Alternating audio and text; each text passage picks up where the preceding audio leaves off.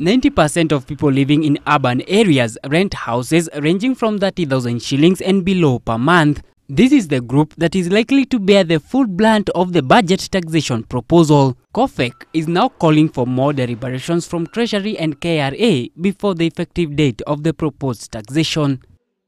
The intention is very good. We are not opposed. We are only saying some things must be laid bare to protect the law and tenant because they are not protected. Basically, people are going to enrich themselves out of this.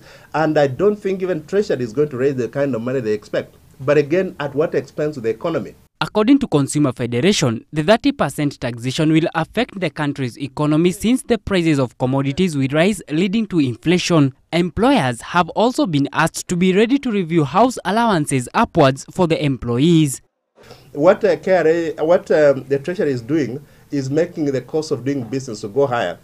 In fact, if it were better for them to maintain duty on the second-hand clothes rather than for them to increase rent, Another fear that COFEC is harboring is an outbreak of disputes between landlords, whereas the judiciary has no capacity to handle the cases. There's a court in this country for rent restrictions that very few people know about. Now they are going to have more challenge because they don't have resources, they don't have a capacity, but now we should expect more disputes, to be handled by this tribunal.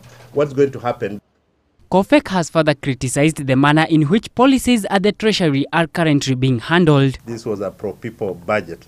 But when you touch housing, and we said it, if Njeru Kidai's idea, or if Treasury's idea was that they're going to make votes for the 2012 or 2013 elections by making sure that they remove duty on Mutumba and then impose a 30% tax on properties and what have you, then they are likely to lose more votes.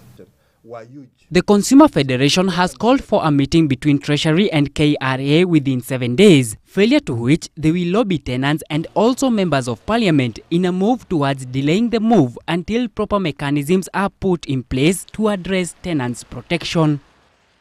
Henry Minor, GBS News.